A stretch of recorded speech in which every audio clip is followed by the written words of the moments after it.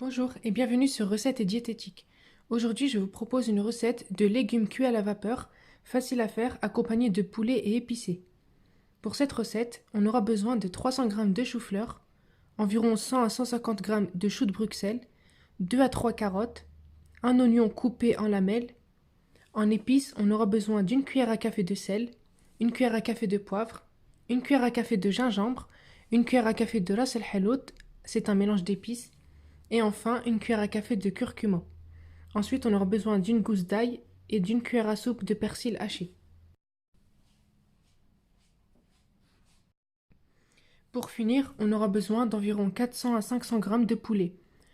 Il s'agit d'un repas pour environ 3 à 4 personnes. Passons maintenant à la réalisation de la recette. Pour commencer, dans un grand saladier, je vais venir verser tous mes légumes. Je commence par le chou-fleur,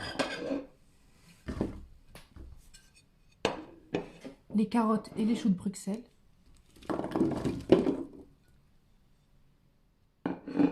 et enfin mes oignons.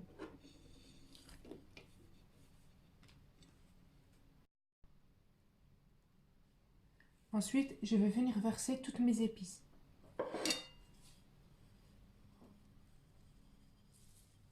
Et la moitié de la gousse d'ail.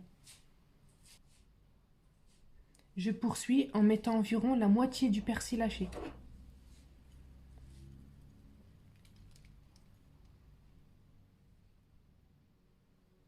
Maintenant, à la main ou alors avec 2 cuillères, je vais venir mélanger le tout jusqu'à ce que les ingrédients se sont bien imprégnés des épices.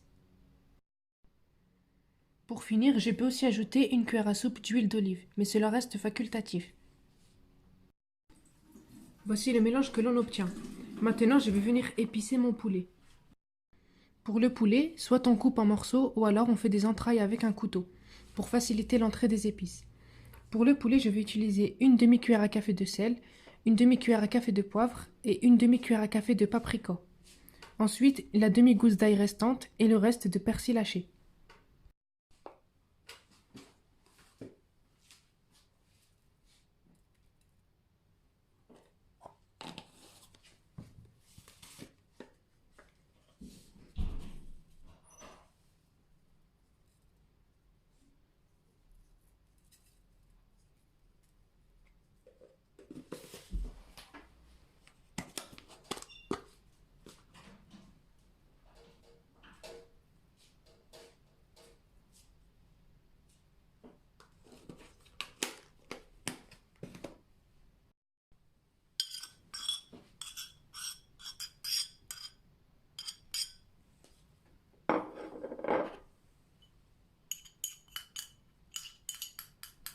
Vous pouvez aussi ajouter du citron si vous le voulez, et cela reste facultatif encore une fois.